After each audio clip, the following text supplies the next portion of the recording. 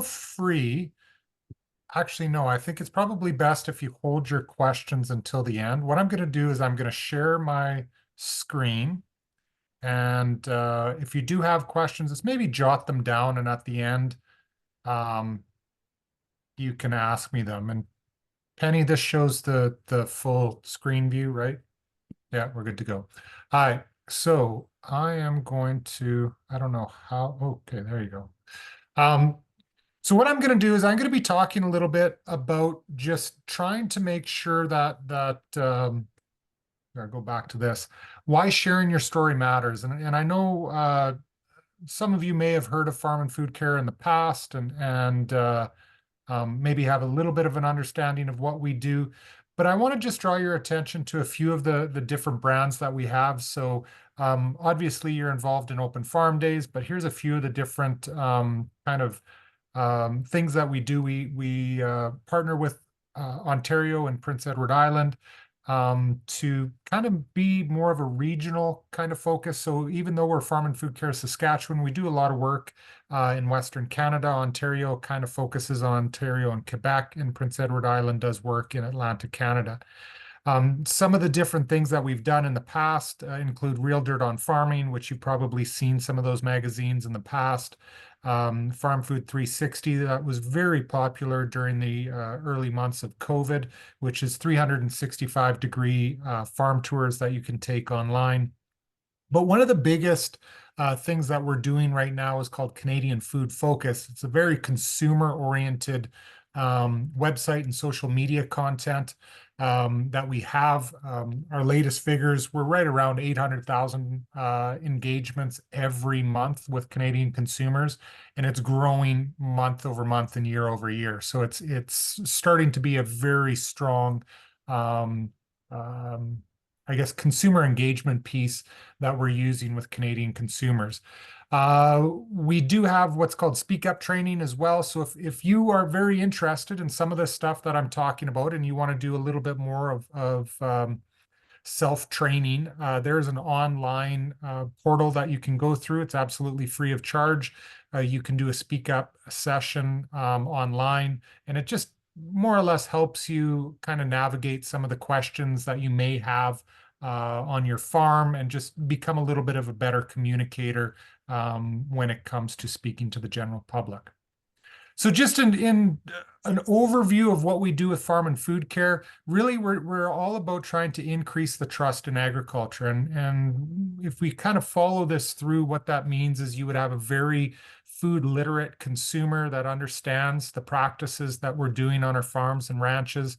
And then that leads to different policy development methods that occur in either Ottawa or in Regina for the betterment of agriculture. So, and we do this through engagements. This is one of those engagements and programs that we do with Open Farm Days, but we also have some other industry support if you're interested. It's on our website as well. So here's just a little bit of an overview of what we're going to be talking about. We have just a discussion on why it's important, communications 101, and just answering tough questions. So I think last time, Ashley, when I did this took about 15 to 20 minutes. So, and then we'll have some time for questions afterwards. So why is it important? First of all, I want to say thank you very much for all of you for signing up your farms to be part of Open Farm Days. Really at the core, there's a lot of noise out there about the food industry, and it's not all true. So we like to say if you don't bring your own voice to the table, somebody else will. And here's an example of that.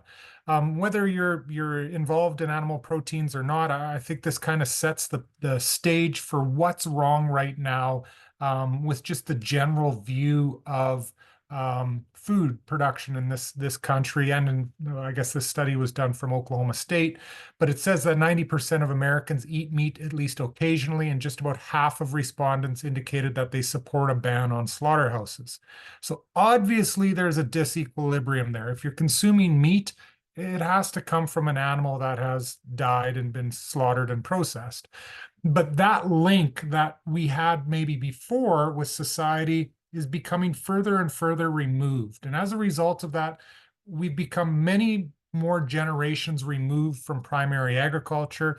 When you want to throw in the stats, 82% of Canadians now live in urban audience, meaning just that interaction that you may have had before with farmers, with ranchers, it's becoming so far removed. You could have individuals that live their entire life and never actually talk to somebody who grows food. That means, like, over time, your perspective on what farms and ranches are, it ends up being what you've been told or what you've been read. And some of the information around farming is kind of out of date. So then you have things like this. This is so we do a lot of work with the Canadian Centre for Food Integrity. This is an example of asking the questions to consumers: what is sustainable farming? So they've been asked a few different kind of things along the way, and consumers will come back and say, well, okay, crop rotations that improve soil health, or irrigation systems, precision farming when it comes to reduced fertilizer or pesticide use. And the last one on the list, and this is the least effective out of these different kind of key areas of what consumers think is sustainable, is minimal tillage practices. And the reason why I like to talk about this is I farm as well, and typically when we talk about some of the advancements that we've done in, say, crop agriculture, we like to talk about minimal or zero tillage practices, because that has proven through science to increase carbon sequestration, lower a lot of our costs in terms of fuel, and provided more organic matter over time, because there's less erosion to actually increase the level of production from our land.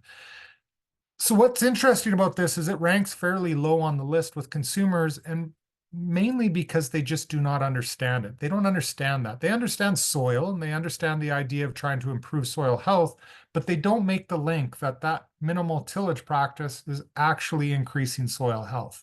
So I think it's helpful with these perceptions that consumers have to kind of put it in the back of your mind, like, what do we need to talk about when, these individuals come out to our farm, to make sure we can have an engaging opportunity with them. So one of the things that I like to do, just to get your mind in that area of speaking to the general public, is what we call an elevator pitch. So the idea behind this is you'd have 20 to 30 seconds to just initially talk to somebody. And I've said in some of my past meetings or presentations that I get, I'm very involved with my kids' sports or dance or music stuff. As a result of that, I end up meeting a lot of different individuals who have questions about agriculture. So what is that pitch that I would tell them that kind of highlights a little bit of who we are, who we as my family as farming? So here's a little bit of a elevator pitch that I would have. My name's Clinton. I'm a fourth generation farmer. Our family has grown food since 1906 on a farm that's located across the road from where my great-grandfather homesteaded. We grow up to 8 different crops each year on a farm that spans 4,400 football fields. Our greatest priority is the health of the soil, and we use the latest technology to ensure the next generation of farmers have a sustainable option to continue to grow food. Now, I put this in as just a little bit of a paragraph, not for you to think, well, okay, I need to write this down and regurgitate it every time I talk to somebody that comes on my farm. That would just be weird, right? So that's not the idea behind it. The idea behind this is to make sure you're comfortable with some of those key points that you want to make a point of talking to those individuals that are out there. And then the conversation just flows very naturally. You'll see that I use a few things in here that are key value areas, and I'd want you to just take note of that. One is obviously family, and I've already talked a little bit about that. The family idea is not only that it's a generational farm, and you can see the picture of my dad, my son, and myself, but it's the idea that we're trying to use the latest technology to keep the farm going into the future generations, whether it's whatever succession plan that you have, just to understand and make sure that everybody understands that environmental side, the soil, the everything around is of importance to you, because if you didn't do that, you're not going to have that viability going into the future. Few other things as well on this. The reason why I use 4,400 football fields is because it is specific to the area. They're not going to know what an acre is. Sorry, I just see there's a comment here. Thank you for welcoming me. However, I misunderstood what the meeting was for. Farm Days organizing. Is she still on or did she leave? That is the purpose of this meeting. I'm not too sure It's if all she, good. I'll follow up with her. I'll send her a note. okay, okay. Um, So that kind of leads into the idea around communications, how to have effective communications when people are on your farm. And sometimes we get in this trap that if we can persuade or educate individuals, that is the goal of what we're trying to do. And what we're finding over time is you want to have engaging conversations with them. And what an engaging conversation would be is something open-ended. You're not just trying to get facts and figures across. You're trying to understand what their concerns are. And I know we've been to Doyle's farm in the past, and Doyle does a good job of this too, trying to talk about what's happening on his farm and invite a discussion with those individuals that are on the farm, and try to engage with them to make sure that if they have questions about different aspects, they're not too sure why you use that sprayer or this direct seeding unit, to make sure that those questions are answered through an engaging conversation. And the science behind it, I'm not going to go through it, is, when you think about any interaction you've had with somebody that you really remember and you value, and you tend to bring back in your mind in the future, is you have some degree of shared value that actually ties you in. It makes you want to learn more about that. And because we're talking about food, it's already a given shared value. And obviously, there's a value with these individuals that are coming out to the farm because they're interested and they're spending their time during that day or 2 days to come out to your farm and learn more about that. So that's where we find the biggest level of trust and the highest value is through that engagement. Just a few tips in terms of having very good engaging conversations. Keep in mind who you're talking to. If it happens to be a young family with kids, bringing into, the fact that you have kids or you had kids or you have grandkids, whatever it happens to be, ask questions. If they have questions about different things, ask if they have concerns about different aspects. I had just this last weekend, I was on a tour bus all the way down to Bismarck for my son's baseball tournament. And one of the individuals right beside me said, "Hey, I'm looking at building a house, but I'm kind of concerned because it's right beside a farmer's field."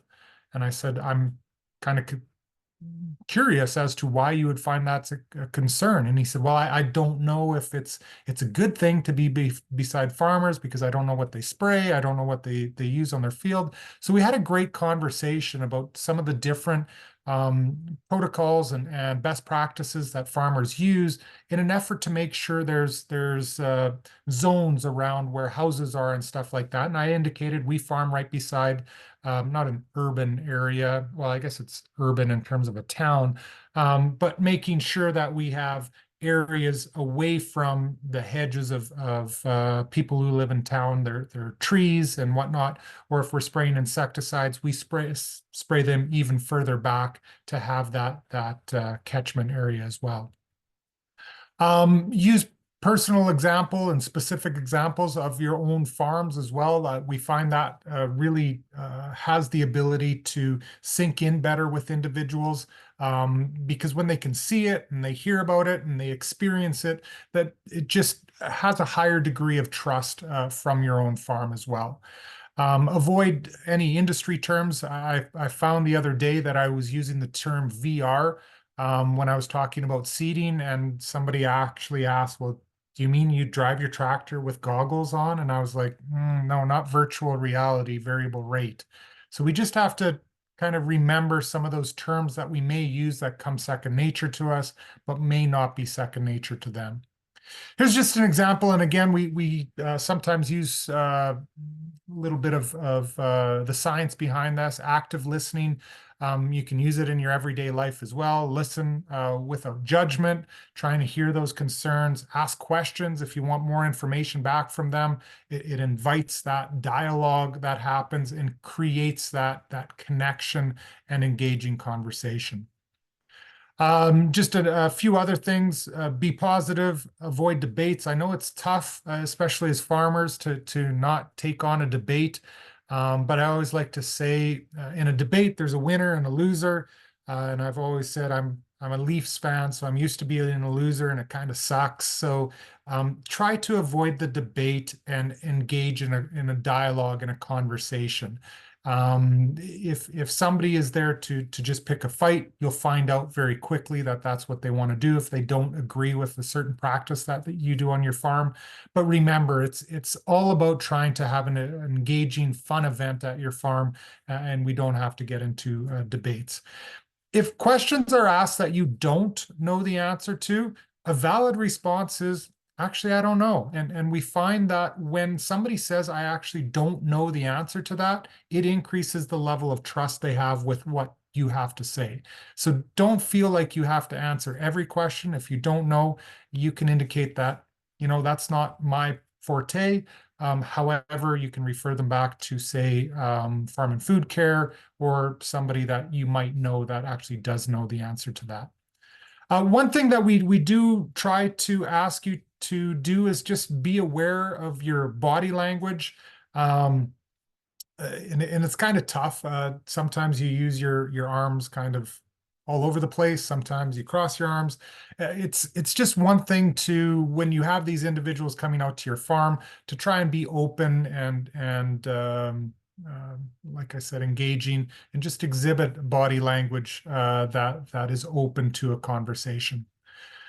Um, at Farm and Food Care Saskatchewan, we like to talk about the many different choices that consumers have and the many different choices farmers have and ranchers have to grow the food that they produce for the consuming public.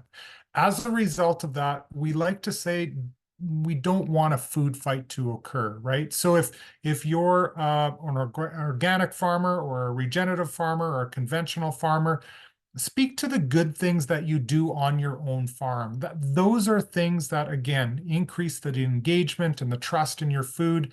But we don't want to put down other practices that farmers may be doing, because at the end of the day, we're all trying to grow food for consumers.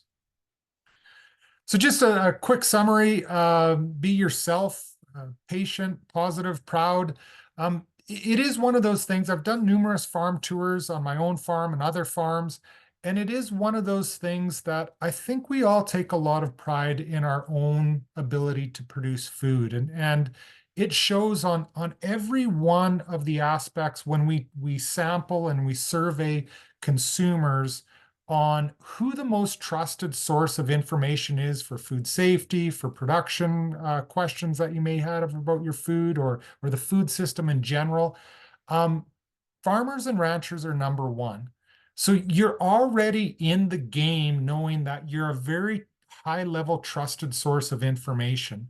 So be proud about it. Talk about what you do and make sure that you're getting into this engaging conversation.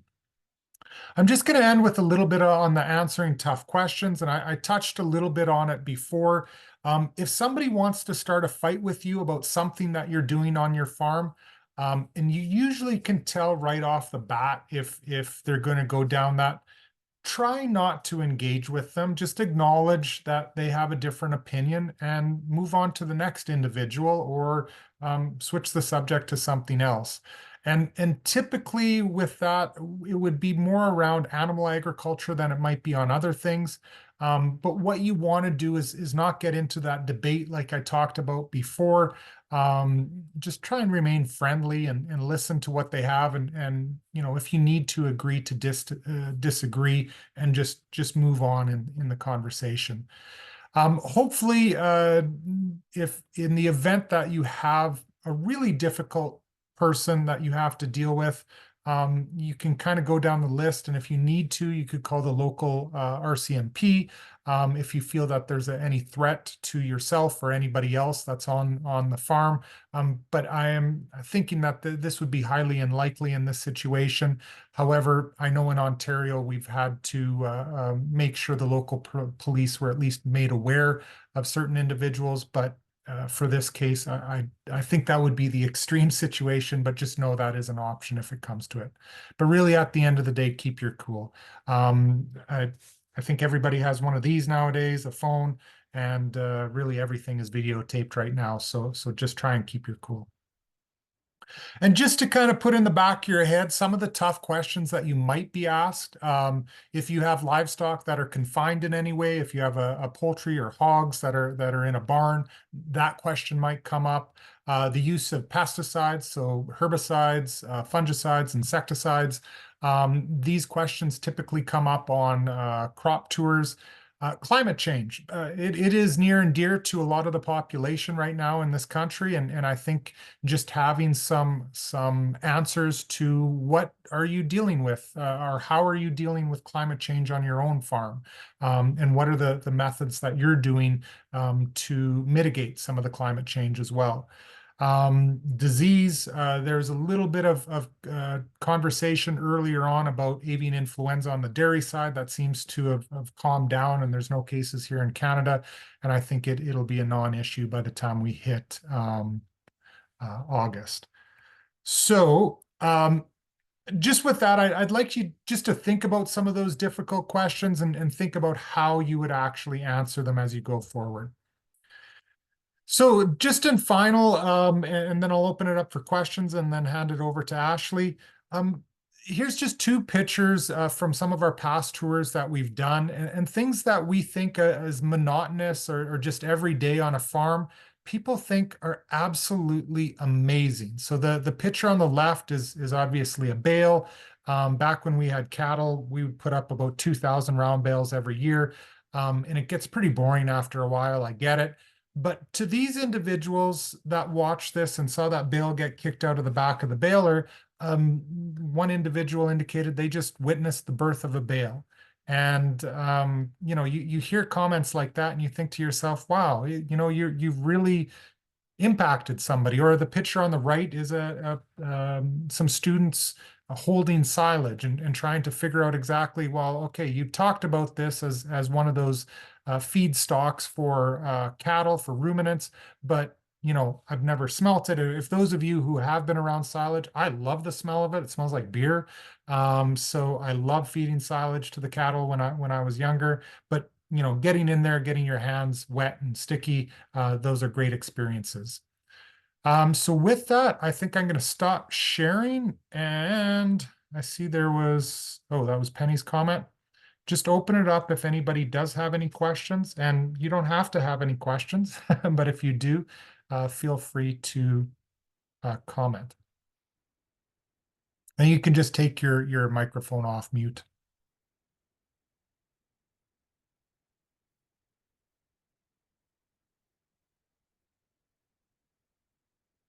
Nothing? Okay. Well, if anything does come up later on, feel free to send me. Oh, Doyle, go ahead. Well, I just noticed conspicuous by its absence on your later slide of questions you may get asked about was the GMO issue. I mean, I haven't heard it as much in general media as a concern anymore, but I think it's still a concern if you ask people. But curious if you know of it being still a hot button item by consumers. So it's interesting. The latest numbers out of the Canadian Center for Food Integrity, it is flat. The level of concern around genetically modified foods or genetically engineered foods has really not changed in the last 5 years much at all.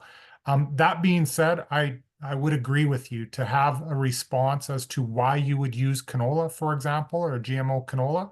I think it would be worthwhile. But it seems to be since COVID, it's kind of flatlined a little bit. So the higher level of concern is actually around the use of pesticides. I don't know, Penny, if you have anything more on that. I know you follow those stats pretty close too. Wish I had been following closer now. We do have more information though. If there's something specific that you're like, I just like some more stats on something, just send us a quick email and we can provide some of those background information if you like. Okay, I know Casey was asking what dates and how many people to expect on the farm. I'm going to leave that for Ashley. She is in charge of all that. But any other questions regarding my presentation? And if not, like I said, totally fine. Feel free to send me questions in the future. This is obviously not just a webinar presentation and then we go away and hide in our little caves. We want to make sure there's as much interaction as possible if you do have questions. Okay, so I'll back out and I'll let Ashley take over and answer that question from Casey. Awesome. Yeah, I'm not sure if everybody, oh yeah, everyone can see that it's the date of Open Farm Days this year is August 10th and 11th. And I'm going to speak a little bit more to audiences here once I dig into my presentation. So I will get into that. I just need to share my screen. So give me 1 second here. There we go. Okay. So I'm going to get into 3 main areas here when we're talking about Open Farm Days 101. Clinton and the rest of the team at Farm and Food Care, they are the agriculture experts.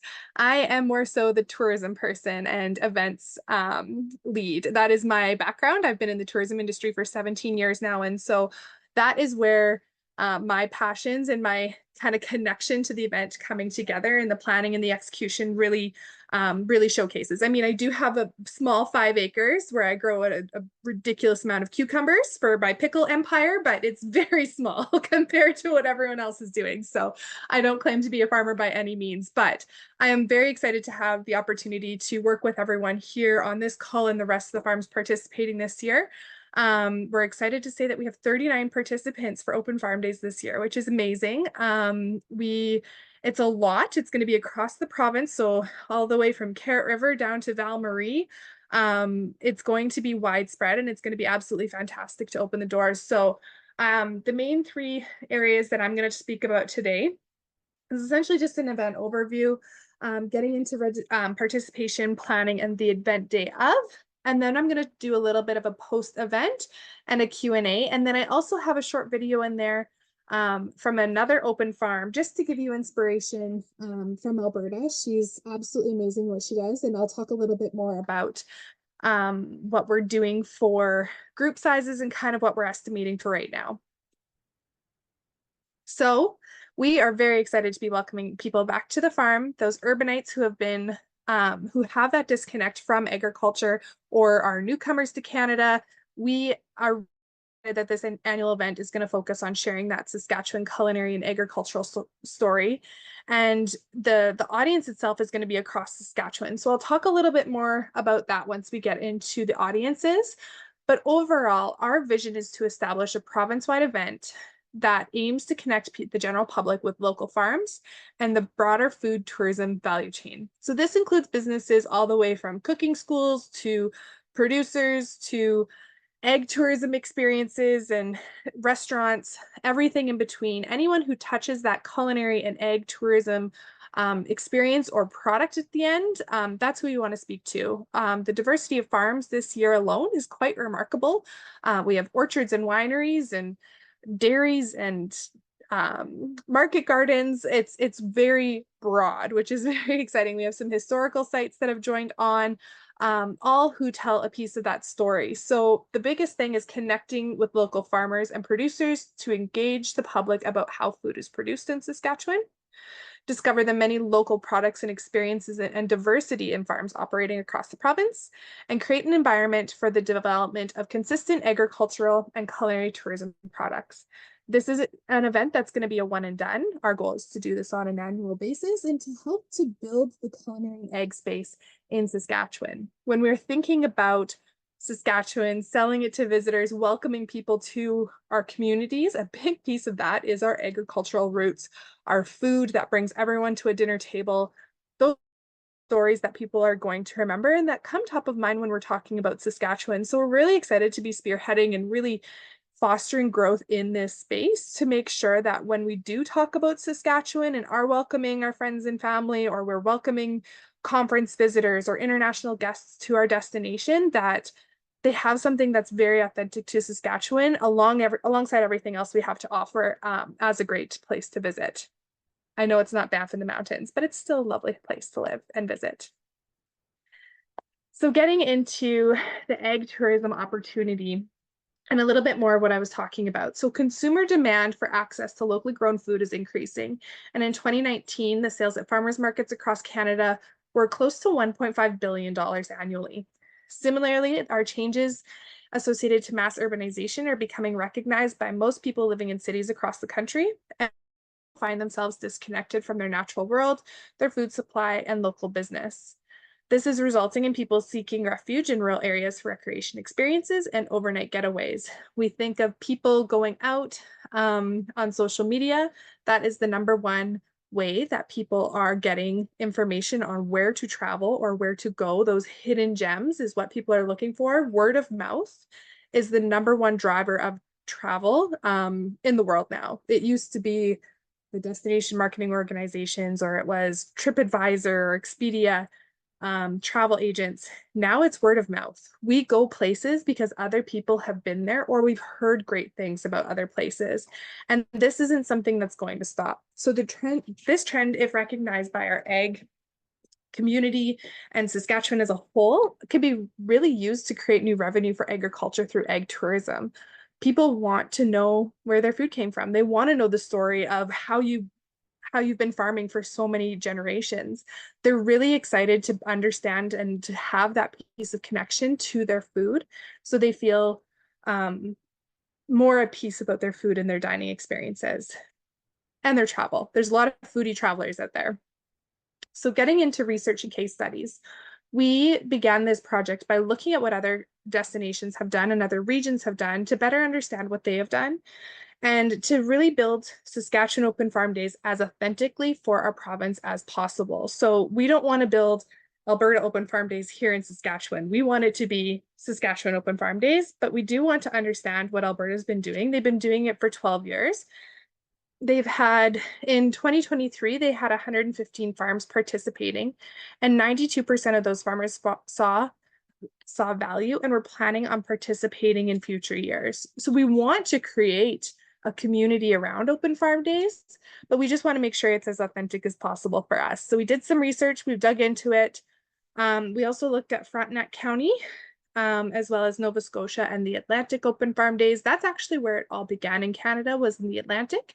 And they have been doing it for quite a few years. They've very much focused on the market gardens, all those smaller high value crop farms that are kind of scattered throughout the Atlantic provinces. Whereas Alberta, they've had over 350 farms in their last 12 years participating.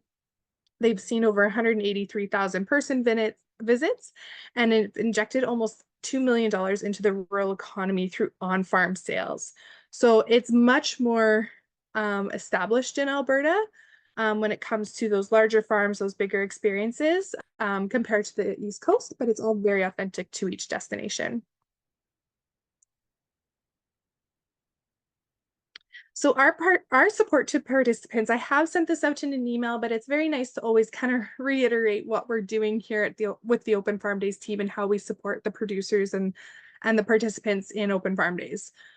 So we understand that event planning is not everyone's forte, but that's okay. We're here to connect you with as much support as we can to make sure that it's marketed and that you have tools in your pocket that you can build if you want to continue to do this on an annual basis, if you want to build this into a year-round experience, and if you want to just try it the 1 year and it's not a fit, that's totally fine too.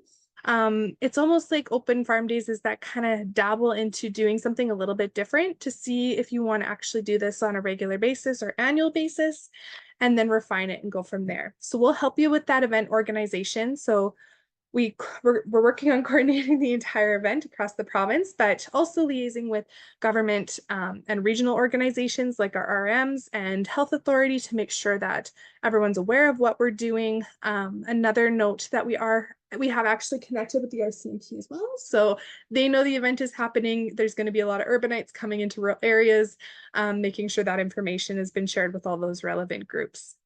We're doing a very robust marketing campaign here that's going to be kicking off in the next week or so. That is essentially covering TV, radio, digital media, print, and we're sending out news releases as well. So you're going to kind of start to see us everywhere. And yourselves, those participating in open farms, you're going to start seeing your farms and your experiences scattered in throughout our marketing efforts, because that's what people are going to want to see, is you, the farmer, and what they actually get to do while visiting on Open Farm Days. The experience development side, so we're here to help with that. We are partnered closely with Tourism Saskatchewan to help you understand what your experience is. So if you want to actually curate something a little bit more robust and you need a little bit of help, we can definitely do that. We've also put together some 2 more webinars after this one, a marketing one specifically, and an event and experience planning 101. But then we've also have partnered with Tourism Saskatchewan to offer service best training, which is like a generic customer service training. It's actually a certification. So if you have high school students or volunteers who are looking for additional training, get them to take it. It's free up until the end of December. So get them to do that. It's digital. They can do it at their own time. And then we also have organizing special events as well through Tourism Saskatchewan, which is a great resource. It actually walks you through a full event plan and really gives you a good idea as to what to expect when planning a big event. We are providing a participant stipend.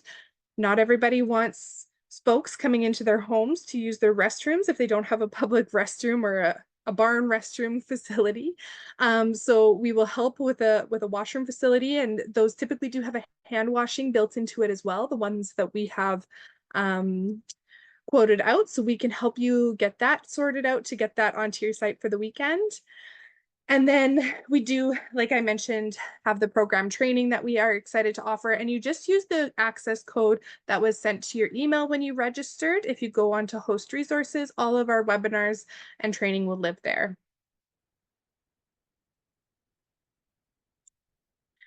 So getting into who will attend Open Farm Days. So this is exciting. I really love the data side of going into visitor patterns of travel and why they travel and what they're doing. It's always so interesting. And our primary target market is visitors from across Saskatchewan who are seeking to deepen their connection to agriculture through interactional and authentic experiences. However, we do see that there may be visitors from across Canada or other countries who are looking to immerse themselves in similar experiences like this. And that's more of a secondary market, anybody outside of Saskatchewan. But they do see a large pickup from Alberta in Open Farm Days. Manitoba doesn't have an Open Farm Days anymore. So we may see some cross-border regional travel happening in some of the farms that are more closer to the Alberta and Saskatchewan, or Alberta and Manitoba border. But those audiences are mostly going to be families, foodies, so culinary enthusiasts coming out to understand where their food comes from, and newcomers. And so we've actually partnered spoken to quite a few farms in Alberta and Frontenac County just to understand what their participation is like at some of these farms. And I don't want to scare you guys by any means with these numbers.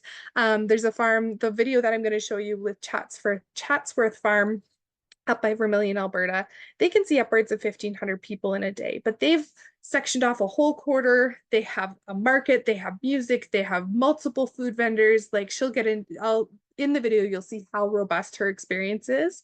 But then there's some farms who saw 75 to 250 people over a 2-day span. So it just depends a lot on location, where you are in relevance to our hubs. So Saskatoon, Regina, and Swift Current, we have a lot of folks or a lot of experiences in those 3 regions.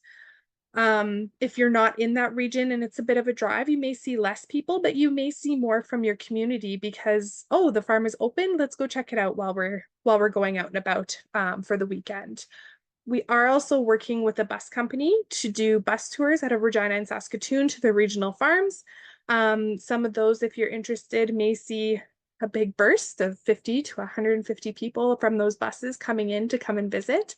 So that might be a big intake of visitors to your property. And the other piece to mention is that when we are welcoming, or we are looking at the travel of visitors, we will be doing itineraries for each area. So it's here's a cluster of farms that are in this area. We'll also be doing themed itineraries. So if you want to go check out all of the crops in Saskatchewan that we have open this for Open Farm Days, here's all the crop farms you can go check out, or here's all the historical experiences. Here's a sips and suds kind of trail going through all the different beverages that we offer in Saskatchewan. So we will be providing a few supports to help people kind of curate what that weekend looks like. The last thing I wanted to mention on travel for Open Farm Days is I'm working with Tourism Saskatoon and the Regina Hotel Association, and they actually will be offering discounted rates for specific member hotels to come and have an egg, or for people to come to each destination and have an eggcation. So go and spend a weekend up in Saskatoon, do a few farms each day, and it gives you the opportunity to really spend your time or take your time and experience what each region has to offer.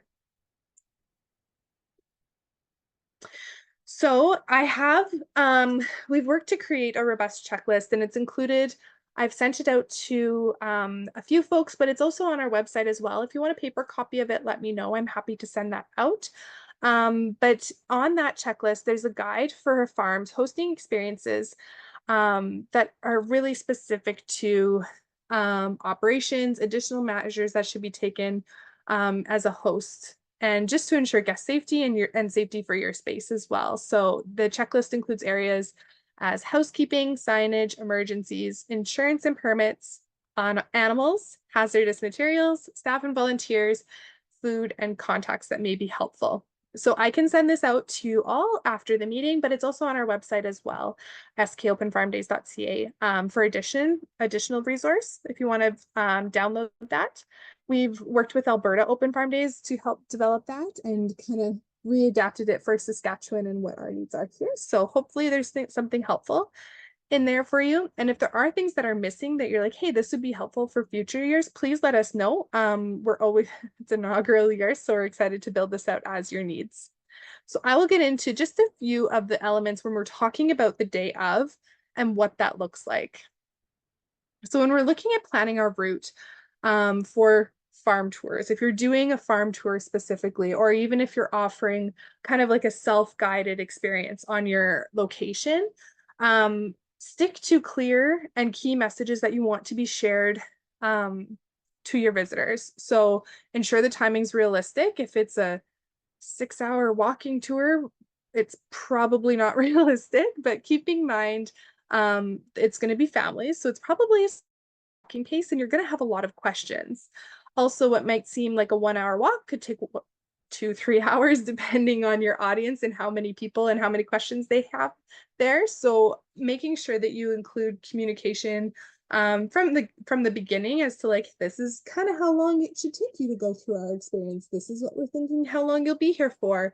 But also considering communication to both audiences. So if you have parents there with young children, think about the communication that they're getting. Think of like from 3 feet and below what they're seeing while they're on your farm. So if you have fences that are kind of covering the animals from that viewpoint, keep that in mind as you're walking your route. Walk your route in advance to Open Farm Days. Take a look and see what everyone from that 3-year-old's viewpoint is. If you need a 3-year-old, I have one. You can borrow her. She will come and cause a muck, and you will find all the ways that you should fence everything in. But keeping in mind what that would look like from a variety of standpoints. Also, folks in wheelchairs, if you do have anyone that comes out, if you do have a space that's just not conducive to people with accessibility requirements, put that on like your farm considerations when you're building your profile out. Just include that in there. Like, you know, we have gravel or we don't have clear pathways. Just keep that in mind when communicating what your experience is. And if you forget it, it's totally fine. Don't stress about the little things like that. But if you can remember, it's always great to do. when you are welcoming people into your location, a guest sign-in sign-out is so helpful. This is my risk management brain when we're talking about events and making sure people are safe. These are available on our website through host resources. You can download them, print them out as you need, throw them on a clipboard and have one person there checking people in, checking people out, just so you know how many people are on site. Also, if you can share this with us in your total amount of people who have come to your farm, that's very helpful for us for future planning. But also if you collect postal codes, that is very helpful as well. So that helps us understand who comes to farms, what they're doing while they're there, just better understanding that visitor pathway. So if you do that, that's very helpful. If you don't, it's fine. But just on the risk, safety and risk and the mitigation, it's nice to know if there is an emergency, these are the people who are on site, here's their phone number, and you're able to contact them to make sure they're on or off, just so that there's nothing to be worried about there. When we're looking at our event itinerary, create this before Open Farm Days, before the weekend, just to have a list of experiences that people can do. Obviously, when you're filling out our profile and mapping out your free and paid experiences, you can take a look as to what that itinerary may look like for somebody visiting your farm.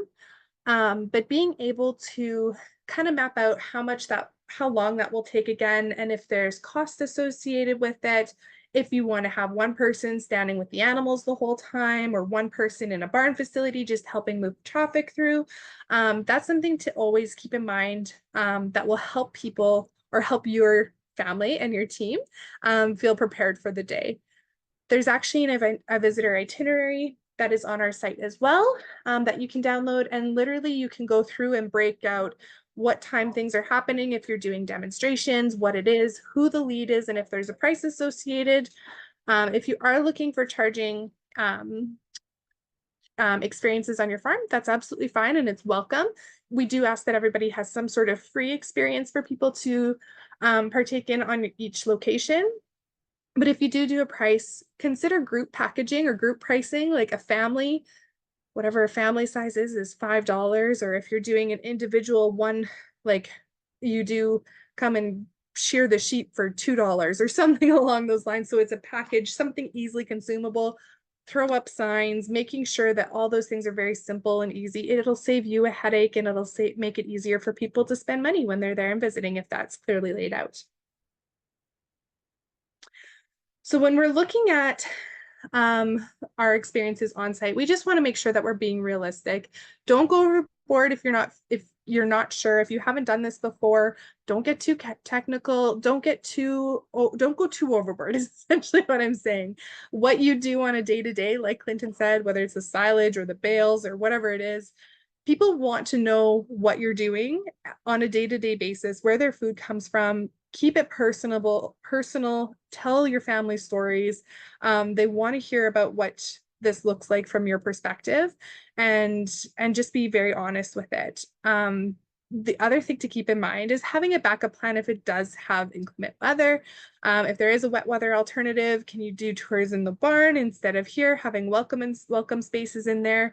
The other thing to keep in mind is when you're speaking to people that if you are facing a crowd and the sun is blaring from behind your head, you want to keep in mind that they're looking into the sun the whole time, and they're not going to have a very comfortable experience. So this poor farmer here talking about his cows, he has his sunglasses on, and the poor guests with the sun in their eyes may not be having the most comfortable experience. So just keeping in mind like where you're speaking, the time of day, adjusting it, just to make sure that everyone's comfortable and that it's not something that's going to be too, like the sun isn't blaring in their face or they're getting downpoured on, something along those lines. But do keep in mind, Saskatchewan people are very resilient.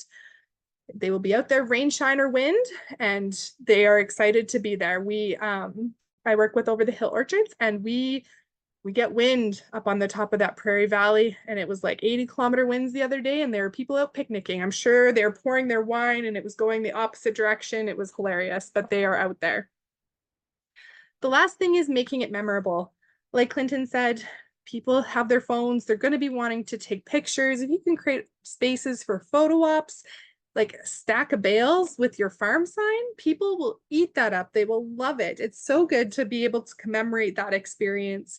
Being able to provide spaces and photos that people can take and encourage people to take photos to share that positive experience of agriculture in our province is so something that's important.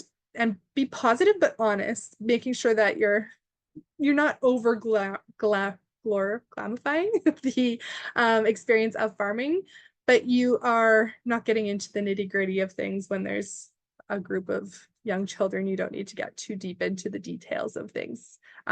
You guys all read your audience, so I'm sure you'll be fine. The other thing is to make it relevant. So make that connection between the farm and the fridges, and find ways to make that connection something that they can relate to from all audiences. Getting a bit into safety and biosecurity. Obviously, a farm is a hazardous environment, and there's some fairly simple things you can do, whether it's signage or fencing, just to make sure that people are safe. But participants need to be properly prepared, and we will be putting out communication surrounding that. And that's why we've put on each profile things that people should be taking into consideration before visiting your farm. And safety is ultimately the responsibility of each participant, and the children are responsibility of their guardians. So we do have signage that we're providing to everybody that says caution. This is a large working farm. There's unsecured areas. Children and vulnerable people need to be watched at all times. Thank you very much. But just keep in mind that it's going to be exciting. The kids are going to be outside frolicking, enjoying the sun. And if you do want to create spaces, safe spaces, definitely do that. Providing hand washing and washroom facilities. Something to keep in mind, if you do have public washrooms that you have on site, that's great. Keeping or having running water, ideally warm, so that people can wash their hands when they're done. If you're offering food, please let me know either way, just so I can make sure that I'm providing you with all the right resources through the health authority. And then little things like using liquid soap, paper towels, things like that are easily tossed at the end of the event and easy to clean up is the best way to kind of manage those hand washing and washroom facilities. Also, on our host resources page, we do have signage for hand washing and washrooms, just so that you're able to post those and direct people to that direction. It is recommended that you do have somebody with first aid trained on site to deal with emergencies, but an emergency plan should be placed at your welcome desk or your check-in space where people are coming in, just so that in case there is an emergency, people will naturally navigate to that front desk. So having a phone there with the emergency plan with your location on there just makes it easy if there is some sort of emergency. Also, having a little first aid kit under that space is always a good idea to have as well. And at the end of the day, if there are people who are going against your farm rules or doing things, participation is at your discretion, and you can reserve the right to let someone take part in your experience. And if you feel that they're going to compromise their own safety, the safety of others, the safety of your farm, you can ask them to leave. This is your event, this is your space. You make that call and make sure that it's totally up to you. On that note, we do have a blanket event insurance that will be covering all participants of Open Farm Days. I will be sending that here on the 21st of June. So your information that you've shared in your initial registration form will be shared with our insurance provider. And then I'll get a certificate that I will then mail out to you so that you can have it on site, just in case there is any sort of emergency or situation you need. But we do recommend that everybody carries their own liability and farm insurance, or event or venue insurance, just to make sure that that double coverage is there. So we do have our free training that I did offer, but definitely take advantage of those, even if it's summer students or volunteers or friends and family that will be helping you that day. Get them to sign up for the free training. It's always nice to have those under your belt, especially for high school students. It's good to show these on their resume because they are certificate programs. So definitely sign up for those. And I will just play a short video here. This is the farm up in Alberta. So Chatsworth Farm, we also worked with them to do a bit of a case study that lives on our website, a written version, but it's about a 10-minute long video. So I will play this for you. I really hope the volume works because the last time I did this, it didn't work. So let me know if it doesn't. Can you hear it? No. Okay.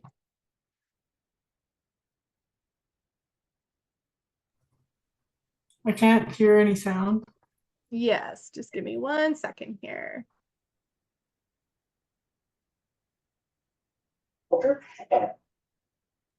Yep. It was working now. Oh, it was? Good. Could you turn it up a little bit? We are a mixed farm. Thanks for having me, guys.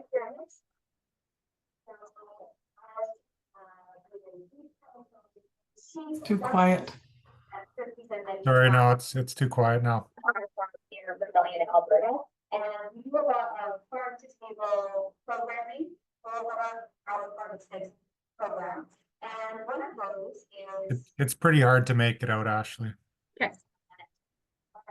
Okay, well, what I will do is I will send that out afterwards and people can watch it. I'm having a heck of a time getting that video to work. Yeah. So I will I'll share it in a post follow-up email so you guys can watch it afterwards.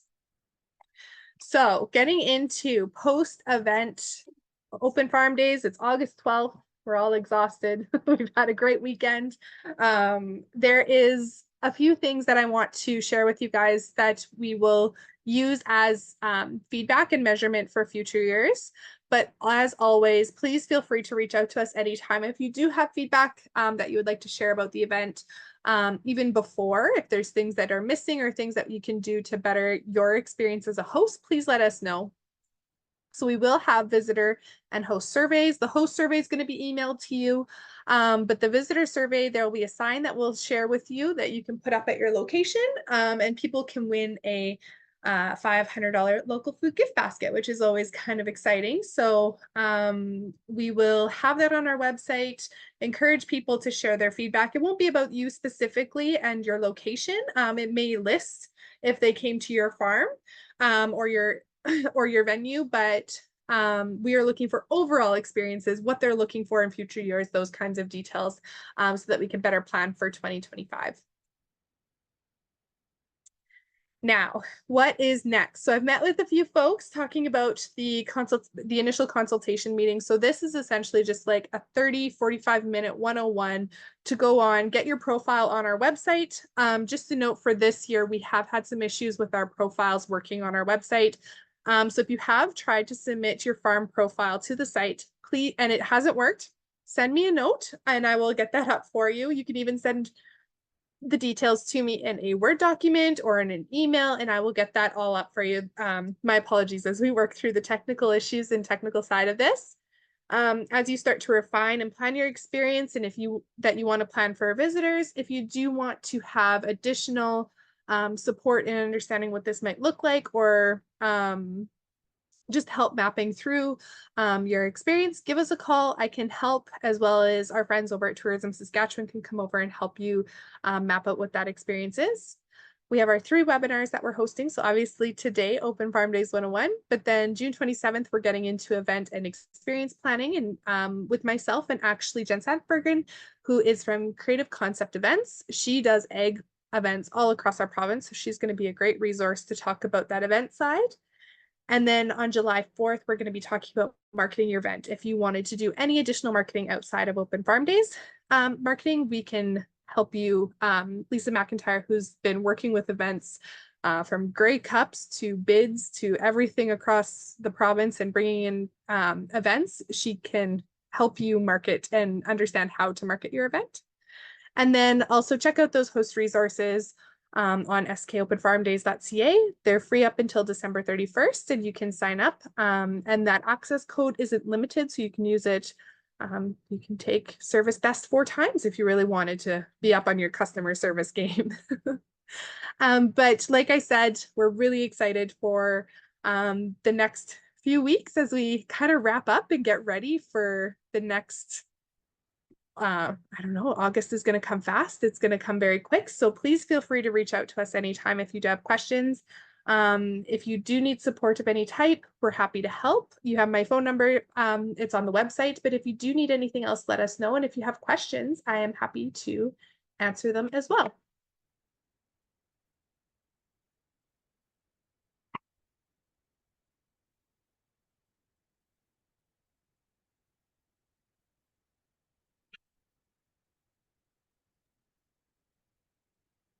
And if not, that's totally fine too. It makes my job easy.